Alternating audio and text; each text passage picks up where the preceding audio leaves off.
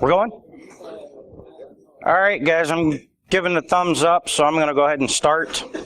Don't blame that crappy checklist for your, that checklist for your crappy security program. So basically what I'm going to talk about is some of the things that we blame as security practitioners, PCI, ISO, laws, and then I'm going to talk about why it's not these programs that are at fault, it's us as security practitioners. And I'm going to give some examples from some client work I've done. It's all been sanitized. So you'll get to see real-world examples of how information security professionals are failing the companies that we work for. I'll be honest with you, my first couple of slides are okay. My middle slides hang with me. And then the last part is where you'll probably laugh and cry and we'll all hug because those are the real-world examples. So a little bit about myself. I work for Solutionary. I will mention their name quite often because they're paying my bill to come here. And I should change my title to Managing Consultant because I hit gold status on Delta in February. So I have very little time to manage my people, but I'm doing a lot of field work. So that's just how it is sometimes. I consider myself a hardware hacker, which usually results in a pile of pieces because I suck at it, but it's fun, and I love to solder. I love to desolder. I do more desoldering than I do soldering. But I'm a dad and a husband, a Christian, and because we homeschool, and in Kentucky you have to declare yourself as a homeschool that's attached to the local school district. I am the official dean of the Wilman Way Academy. 3 students. Yeah. That actually means I don't do anything. My wife does it all. But on paper, I'm the dean. So that's my coolest title. I'm also a global traveler. I love to travel, but I always travel with a purpose. I'll tell you, last year, with the support of AIDE and some of the people in this room who actually gave cash, I was able to take my whole family to Uganda for a week and work with Hackers for Charity and another organization called Soul Hope. And then we went to Kenya and worked on our own charity. It's actually to the point now, after 7 years, we're finally pulling the trigger and making it a 501c3. So we'll be able to actually stand that up as an official organization instead of just a bunch of people on a plane with a lot of luggage. The little box on the bottom left-hand side, we carried 3 of those and all the stuff in the trunk of the van to Hackers for Charity so that they could use that stuff in Uganda. While we were there, we actually got to teach some of the street kids. They have a really good street kid education program. And these are like literally the lowest of the low. They're lucky if they get $1 a day through begging. So that was a real treat. If you want to know more about Hackers for Charity, I have an excellent website. Follow them. It's great. You get inspired daily. I'm also a good finder of fail because I fail a lot. This was actually us leaving the Entebbe airport in Uganda going back to Kenya. And this is a little warning from ESET saying basically we're shutting it down. And it gives a reason. But I'll tell you that they had weapon-abled, so I know the reason. I let my daughter's 16, she's been playing with stuff for probably about 3 or 4 years. She wants to be a photographer and an artist. And I don't know what to do with that, so we spend time doing stuff like this. So some of these standards and frameworks that we blame with all of our problems, I will touch on PCI a lot because that's probably the biggest gripe. PCI is kind of like the CISSP certification. There's a lot of whiners out there that hate it. Most of them, it's because they can't pass. Others, because they don't even try. And then there's some that have legitimate complaints. I pay my $80 a year. What do I get for it? I get access to a website that does me no good, and I get the title of CISSP. That's about it. So my work paid for it, and they're paying the maintenance. so I don't complain as much as others. SABSA started as the Sherwood Association of something architects. And what they did was, the Brits are really good at formalizing programs, and SABSA was one of those formal programs where they said, look, we need something that architects, security architects in particular, can get their hands around so that they can build things that are repeatable. They call it solutions architecture is what it is. ISO, it's what the International Organization for Standards. You can thank the French for being kicked around into ISO. Even though English and Russian are the official languages, French, they always get their language in international standards. NIST is excellent. It's great resource whenever you are a federal or large business. Small businesses, I don't even tell people to use it. And the reason is because it's just so massive. There's thousands of security controls within NIST. And then SANS Top 20, it's one of my favorite. I love SANS for their training programs. I don't like the Top 20 because it's basically how much can you pay to get your tool on our list so that we can start charging people for your tool. But hey, it is what it is. And then some of the laws, mandates, regulations, you should be familiar with HIPAA. I mean, even if you've just heard it in the news, right? That's a health law. High-tech was a follow-up to that law because HIPAA didn't really do much. There was no enforcement. So then they created high-tech to further HIPAA and give it the reinforcement teeth. That's when fines started coming. And then one of my favorite, and I know Adrian Crenshaw's favorite, FERPA. I put FERPA down as the bottom of the list. It's probably one of the most useless laws that are on the books. It's to protect, how many students do we have in here? Congratulations, you have a lot of assumed protections under the FERPA law, okay? Now, the law itself is pretty good. What I'm criticizing usually is the security aspect of it. So, Adrian, you and I have both done independent research. Have you ever seen a single college or university, yes, that was fined? I haven't either. It's kind of like the HIPAA of the academia world, right? HIPAA has teeth because of high tech. A little warning. So I usually present with short bullet points. I think I'm supposed to be a storyteller, not a reader, right? You guys can read. At least I hope you can because you're in college. Or most of you. So I don't like white space, so I use a lot of memes. So try not to let that distract you, okay? So basically, before we talk about these standards and how you think they suck, but you're actually the one failing, let's talk about the overarching umbrella of governance, risk management, and compliance. We usually call this GRC for short, right? Those in the know. We use the lingo, right? Drives me insane. I hate acronyms. Do you know that in order for something to be an acronym, it has to be pronounceable? So GRC is not an acronym. I discovered that this week. My 16-year-old taught me that. I forgot what they're called, but anyway. So GRC is basically, it's a three-pronged approach at security. And the focus is going to be on the business, not on security. What people fail to realize is no one goes into business in order to be really good at security, unless that's your job. People go into business because they want to sell something. They want to make an impact, right? Security usually comes along as a bolt-on because of some law, some standard, something that you're trying to accomplish. These three pillars are supposed to work together and assure that that organization or entity meets its business objectives. So keep that in mind. My background, I have 25 years now in information security. All my degrees are in business. Even my master's degree is in business.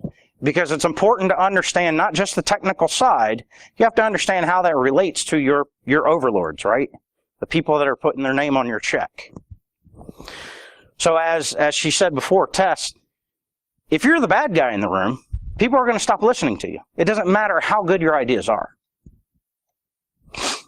So a little bit more about GRC. Governance is actually like the overall management approach to how you're going to perform the other actions. Okay? It's supposed to be headed up by your senior executives. And in the case of some laws, it's a requirement. So whenever you do your SOX, that has to be signed by a C-level person, usually your CFO. So that's the approach. Governance, your overlords, right?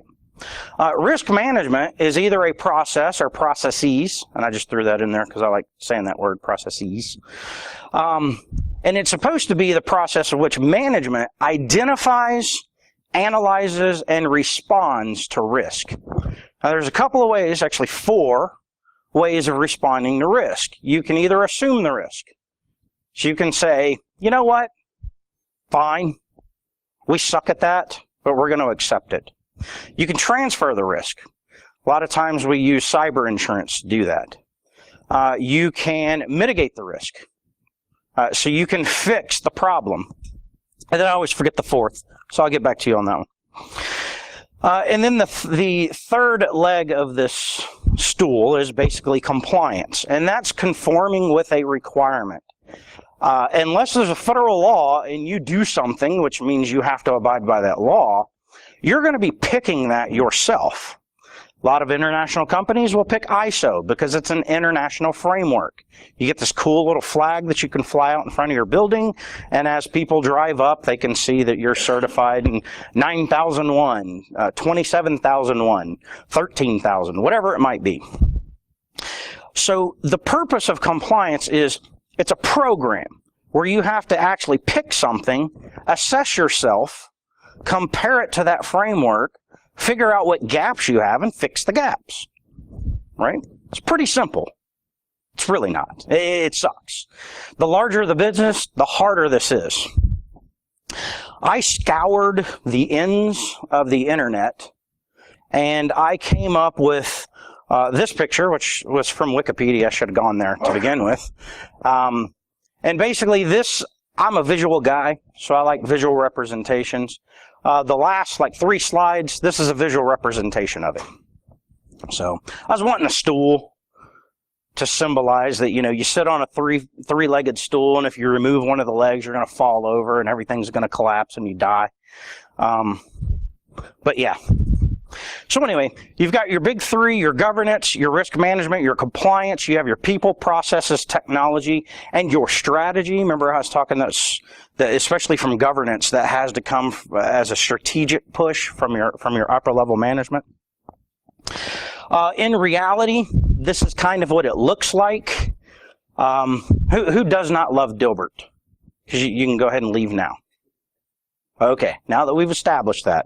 So basically, to reach our green goals, employees must always use the blue recycling bins for company documents. To satisfy our corporate security guidelines, you can never put company documents in the blue recycling bin. And then Dilbert says, you read the same policies to us last week, and the boss says, I don't know how to get rid of them. Right? So oftentimes, this is what GRC really looks like. You have one hand that says, we shall use recycling bins for all of our paper products, and then you have another hand that says, except for anything generated internally. So what you're left with, like newspapers, you can throw away, right, in the blue bins. So I got this from PCI Council. This is their spin on how to remain compliant. Obviously, it's got a PCI influence. But basically, what they're showing is how most people treat compliance is you have a starting point. You slowly ramp up to where you're actually compliant. You get your report that says you're compliant, and then you just stop doing anything. So this, what's that? Yeah, that's kind of dumb, right? It even says up here in the box, the goal is to remain compliant. That should be everybody's goal. I like this diagram, but it doesn't quite go far enough, so I created my own. And I'm a tech guy, so hopefully this isn't too bad on your eyes, because I throw a lot of things in there. So here's my table. Yeah, and basically what it shows is at this point, everybody's happy because the auditors are walking out the door and you have a good report, right? And then about 6 months later, they get a phone call at this point, and it's from their auditing company that says, hey, I don't know if you remember, we have a 3-year contract with you guys. We're going to come on site in the next 30 days and start our assessment, and it's going to take about 90 days. And they go, holy crap, if you wouldn't have called, we wouldn't have known. So then that's when they start ramping up, usually faster than the other diagram. And then we get those calls and they're like, so we gave you all these policies last year. Can you give those back to us? Because we don't remember where we put them on our own network. So, you know, and usually they'll call me because I'm not their assessor. They're at least smart enough not to call the guy that's about to come on site to look for these policies and ask questions about them. That's the important part. And then at the end of it, they're happy again. So this is kind of, Gartner has their hype cycle. I don't know if you've ever seen that. If you want a good laugh with the Gartner Magic Quadrant, look at that. I kind of emulated them. So let's talk about everybody's favorite standard. Iron Geek, do you love PCI? Yeah, PCI pays the bills. That's why I like it. Whenever I was in the military, I used to say war pays the bills. I'm retired, so now PCI pays my bills. So I love this program. They have a thing called the Data Security Standard. We call it the DSS. Basically, what it says, and this is really hard to read, so I'll tell you what it says. It says, this is like on page 5, by the way. So you get like title page, you get table of contents, and then right off the bat, they say, this is a baseline of technology. If you abide by this, you're still going to suck. You have to do more. But this is a bare minimum, bare bones. And it basically says it again. It says it all throughout the document and all supporting documents, right? It says, do not build a security program for this one little piece just so you can get a piece of paper. Let's see. And then there's the 12 parts of it. We won't go into in-depth on that. Basically, if you continue on to the bottom of the page, they reiterate that. This is minimum set of requirements for protecting basically just credit cards. So don't pick the standard to build an entire security program. You do this standard because you have credit card data. That's it. All right. All throughout PCI, it has these really difficult to read requirements like implement a risk assessment process. You'd be surprised how many people, whenever we go on site, we say, look, this requirement says implement a risk assessment process, and it actually gives you 3 bullets, 3 key items that you need. And then you say, where's your risk assessment? And they'll say, well, you haven't provided us our report yet. Like, wait a minute. This is an audit. You can't go through an audit and then use the result of this audit as one of the auditable items, right? That's not how this works. It has to be proactive, guys. Come on. Once again, here's a supplemental, it's called an information supplement. It actually tells you, in the event that you don't know how to do a risk assessment, a process to do a risk assessment. It says, hey, do this first. Start with a policy that says you have to do a risk assessment, right? These are really simple things. Part of the information supplement, they reiterate this is a baseline. Don't build your program on our requirements. It's not going to be good enough for security. All right. This is minimum set of requirements. Different way of saying the same thing. And here's a little note over here. So from the field, often I'll be talking to someone and I will say, provide me the evidence for requirement 2.1. And they will say, well, we have a really good risk assessment process. And it said, we determined that because we're so good at our job, we don't have to do 2.1. So then I'll read this little statement that says, the result of a risk assessment must not be used by organizations as a means of avoiding or bypassing applicable requirements. And they'll say, well, I never read that. And then I'll respond and say, actually, as part of the package, whenever I came on last year, right before I left, I said, your program's pretty good, but this is how you need to make it better. I provided this to you. They love me for that. So I have these reality checks in here every once in a while. So it's just things to think about. We'll deconstruct this. Ellen Ritchie, basically after the Heartland data breach, I think it was 2 years ago now, she is the Chief Enterprise Risk Officer for Visa. She actually went and publicly said this, which, in my opinion, she shouldn't be speaking to the public. As we've said before, no compromised entity has been found to be in compliance with PCI DSS at the time of the breach. Well, guess what? Whenever I, as an assessor, walk away from that organization, chances are they're not in compliance. Because last night they made a change to their environment that no one has taken a look at. Or they may be in the process where they've looked at it in development, looked at it in test, they've deployed it to production, and then they're wrapping up the paperwork. Because according to PCI, if you don't have the paperwork to support what you just did, you're not in compliance. So this is kind of a ridiculous statement. What she was trying to get across was the fact that a lot of times, whenever PCI assessors walk away, the company forgets about it until the next year. She needs a little bit of public speaking ideas, thoughts. Somebody needs to help her, I think. So those were the boring bits. Now what we're going to do is we're going to look at some real-world instances of what you as security professionals should not be doing, recommending, or accepting. Okay? Do we have any pen testers out there? One?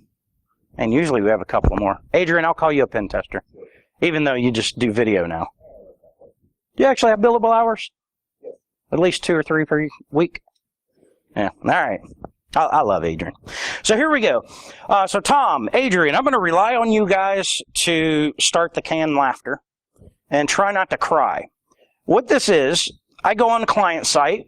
One of the first questions I ask is, give me a list of all your assets within your environment that handle credit card data. Give me your vulnerability scans for the last 4 quarters. Hopefully they're passing. If not, we'll talk about it. And then provide me with your pen test. So this particular client gave me a 7-page pen test, which is, I thought it was the executive summary. And they said, no, that's the whole thing. So we'll walk through this pen test. So what I've done is I've taken out the company name that did the test and the company that the test was performed on. And right off the bat, it started off pretty good. It says blank was able to identify open ports on a firewall. Well, this is an external pen test, by the way. So they're outside acting like a bad guy, trying to get into the network through the firewall. Blank was able to identify the open ports on the firewall and discovered that there was no threat to the payment application systems from the outside, public network, or from the internet. So that's the first question I had. If you're on the outside, are you on the internet? Likely, right? Okay. So that was like, I was like, okay, whatever. As there were no applications or systems detected from the scans. Okay. All right. We'll keep going. Yeah. So as Tom said, did they not detect the firewall? Hopefully, right? But hey, it was concluded that the blank firewall was not penetrable due to the limited number of TCP/IP and UDP ports were opened and the vulnerabilities detected on the firewall were not exploitable. So within the first 2 paragraphs, I'm thinking, I've got serious reservations. You give me a 7-page pen test, no, 7-page pen test, and this is how you start it off. Impenetrable. Let's set the tone. What's that? Yeah, we need a checkbox, right? I'll get to why they selected this company after it. So what do we do? So as a pen tester, one of the first things you do is you look at your statement of work and you say, what am I allowed to do? Well, in this case, they were allowed to hit a single firewall. Even though, according to the diagrams from the company, they had 2 firewalls. They're running them in parallel. But this company is only allowed to touch 1. Red flags, right? I'm on page like 4 right now of 7. So what they do is they fire up ZenMap, so red flag. And the reason why I say that is Nmap is a very good tool that you can use for enumerating an environment, figuring out what IP addresses are actually there, even though they just gave you the 1, right? So why would you use this tool to scan a single? Oh, it's because you can look at the ports and see what ports are open. All right, so I'm giving this guy the benefit of the doubt, but he's using the GUI to do it, so he sucks in my mind. And he doesn't know, yes, so he doesn't know command line interface. Probably. Now, by the end of the report, I definitely know he doesn't. So, after he does this, he does what any pen tester would do, and he starts doing a vulnerability analysis to see what ports are open and what he can actually exploit. No, this guy doesn't do that. He does what's called a trace route. So, does anybody know, one of the students, anybody know what a trace route does? It kind of gives it to you on the board there. Yes, go ahead.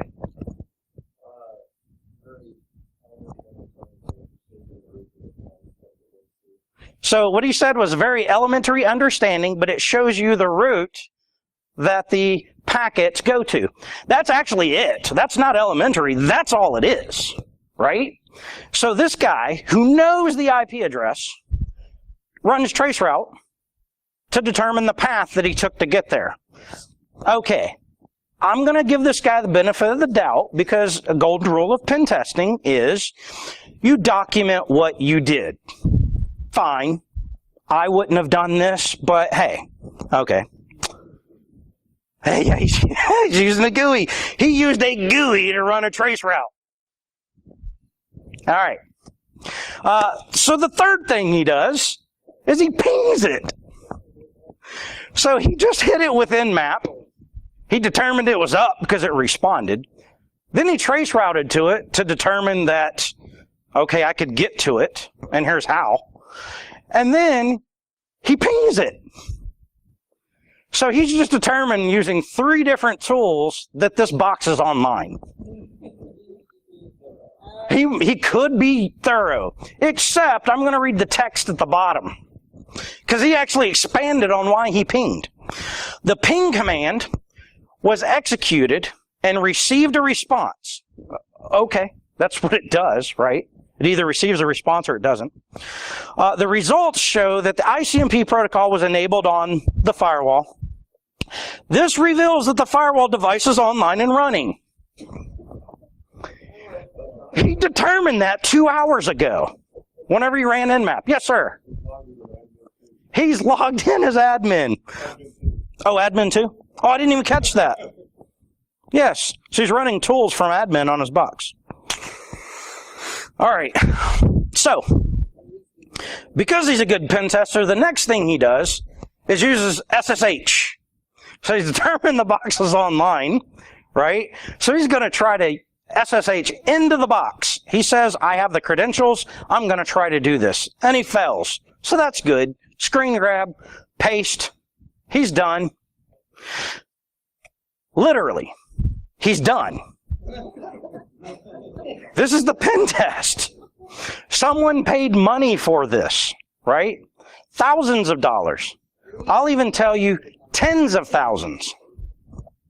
So in conclusion, in the course of the external pen test, the systems did not suffer any breaches or led to conditions that would directly harm the company, blah, blah, blah. I don't even care.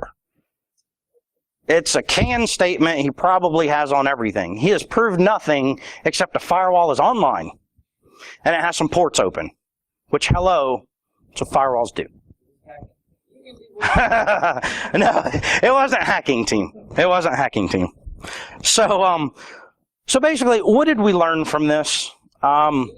Yeah, this company's questionable at best. Basically, whenever I spoke to the manager, it's actually the director of security, and I said, look, you used to use us to do your pen testing. You put out requests for proposals. You went through this whole process to come up with a new pen testing team. I don't care that you stepped away from us. What I care is that you picked these guys. Why did you pick these guys? And the answer was, we got responses from 4 companies. 3 companies were going to cost us $30,000. This guy was going to cost $11,000. It's all about the dollars. Don't make your decisions based on money alone. We all have budgets. We all have constraints. But the purpose of a pen test is to simulate a hacker, right? So what I had to tell this guy was, as his assessor, I cannot accept this as a pen test. It meets 0 of the requirements that PCI outlines. Let me restate that. It meets 1 requirement, partially. There's a requirement for reconnaissance. He nailed that one. Well, yeah. He limited his reconnaissance. He should have discovered the second firewall, which was a 1-up IP address, but we won't go there. Yeah. Yeah. So what did we learn? Well, basically, wow, I can't even read this. Let me switch my view. Boom. Oh, nope. Oh, well. Anyway, basically, this is the pen testing requirement that says, number 1, you have to have a methodology. So I asked for this company's methodology for pen testing, and they responded and said, we didn't know to ask. So I was like, okay, I could accept that, except whenever I left last year, and you decided not to go with us, I provided you this document. And I said, hey, good luck on your search. I hope you find a good, reputable company. Make sure they present this document to you, and they know what it says. It's another information supplement called Pen Testing Guidelines. Not hard to find. If you Google, go into the Google machine, type in PCI pen test, this is like number 2 on the link. It's not hard to find. All right. So, additional resources. Within that, it specifically states you have to pick a company that at least has a methodology based on one of these many methodologies. So whenever I asked for their methodology of the pen testing company, quote unquote pen testing company, which I swear they found on Fiverr, they had to have, they basically said, we have our own methodology. I was like, cool, well, I can accept that. Can you show it to me? They said, no, it's proprietary information. We don't provide that to anyone. I said, okay, did you give a copy to your client? They said, of course not. It's proprietary information. Yeah. Circle. Down the toilet. All right. Here's another one. So within the PCI pen testing guidelines, there's actually case studies. There's several case studies. So if you still read this document, which is written on like a 6th grade level, and you have no clue what's going on, the entire second half is, am I a retail merchant? If I am, here's a case study. Do I have things that look like this, like a camera, a firewall? So I can provide this information. So it's really nice. All right. So next, this is where I'm going to get not as technical. I'm just going to give you some more things that I've experienced. And by the way, one of these may be a fail that was mine. Like I said, I'm really good at fail. It's not this one. This one's pretty bad. So I always throw myself under the bus, right? Because we all mess up. We're human. Our security devices are only as good as us because we program them. So keep that in mind. All right, so company X gets compromised. Happens all the time. Someone breaks their passwords, posts them on Pastebin. They have a contract with a managed security service provider who is watching Pastebin. They see the organization's name. They report back to the organization. You've been owned. They've broken your passwords. system administrator, actually their security director or CISO, puts out to the sysadmins, lock everyone's account, have them all reset their passwords. Sounds great. What they did not do, though, is actually fix the original problem with their firewall. So what happens? The people get back in, steal their creds, break their creds, post it to Pastebin. And the cycle continues until they actually take the time to patch their vulnerability. So this was pretty bad. Oh, and here's the other thing too. No security awareness and training. They do not tell people how to pick a good password. And what they allow is to change the password by one-upping it. Okay? That's kind of hard to track. A lot of systems that you buy do a sucky job at doing this. But there are systems that are free that will let you know this is what's happening in your environment. So even after people were changing their passwords, this could have been another attack vector. I don't know that they used that. They may have. It's simple, right? Just think about it. So the next one, PCI requires scheduled vulnerability scans. They require quarterly scans, right? And what these are is you're using a scanning tool both on the inside to scan your network, see what the vulnerabilities are, and anything that's considered a high or critical, you have to patch immediately, right? And then you have to do an external scan. The external scans, you have to pick a company that's on the approved list. They have an ethics agreement. They have a certain level of training that they're required to have. You just simply go to the web page, you type in a company's name, and it will bring up the company if they're approved, or to tell you that they're not on the list if they're not. So once again, we have a client that left us for their vulnerability scanning, kept us for their assessment, and whenever I went in and I said, hey, can I see your last 4 quarters of internal and external vuln scans? They told me, well, the guy that does our internal scans, we don't use an ASV. We have our own employee. So I asked the typical questions. Does he work directly for the manager of IT? Or does he report to someone else? He reported to someone else. Good, right? So that way he doesn't provide a scan to IT and then the manager says, we'll just push this under the carpet, right? We won't fix anything. My second question is, can I talk to the guy? See how he goes through his scanning. Make sure he actually, isn't just turning something on, pushing a button, and then waiting for a report to spit out. He was good. So I was like, okay, I will accept your internal scans. Your external scans. Your company's not on this approved list. Well, what do we do if they're not on the approved list? Well, you fail. Because I can't accept any of your 4 quarters. Sucked. Actually, I kind of felt good giving them that message, but they failed. So this is something that they had to give a failing report to their bank, and because these guys were a service provider, to everyone they had a contract with, saying we failed because we didn't read the instructions. So pretty sad. Next, we'll go into healthcare. This is my healthcare example. There was a hospital that had electronic patient health information, right? That kind of makes sense. That's what hospitals do, right? And it was stored in a electronic medical record. So because of high tech, you can get lots of money, like millions of dollars, if you switch all your papers, your paper trail, into an EMR. Okay, the government literally just gave, well, I was going to say free money, but we all paid for it. All right. So the local, do I have any Active Directory people here?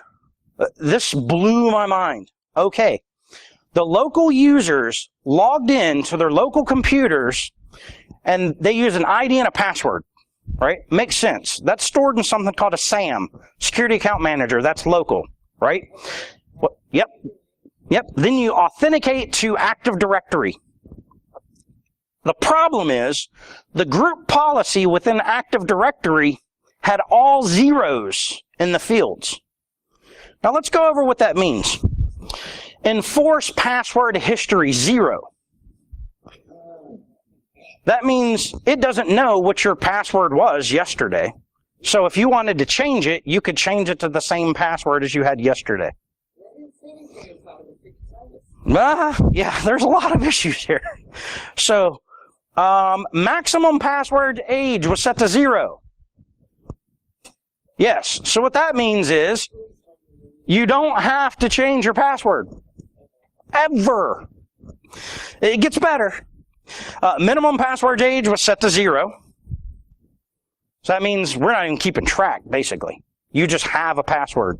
Except minimum password length was set to 0. What does that mean, my AD guys? Blank box, dude. You don't even need a password. You authenticate to your laptop. Whenever you open up an application that requires a password, Active Directory says, I know the guy's name. Let him in. It disregards the password. The problem with this is the example I have on the board was not their screenshot. It's the default that says 24 passwords remembered, 42 days long, 1 day minimum password age, and 7 characters. So someone actually took the time to individually go in and set all these to 0. They did this on purpose. I have a winner of the week. This stayed up for a long time. And whenever I asked them, I said, look, why did this occur? They said, well, we were having issues with some of our older applications.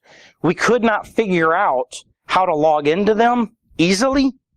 They had bought this single sign-on solution that they tried to bolt on and it didn't work. So they did this until they could figure it out.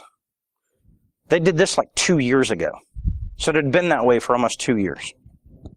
So that is it. I've tried my best to keep it to 45 minutes. So are there questions? No, I'm not going to. I have an NDA, so I can't. What I will tell you is I'm here today and tomorrow. So if you do think of a question, about anything, I've assessed on SANS Top 20, ISO, PCI, and then just general security assessments and physical security. I haven't done a pen test since Backtrack, so that's been a while, so don't ask me those questions. Here's some of my information. So I'm on Twitter, Fozzie Hacks, that's with a 0.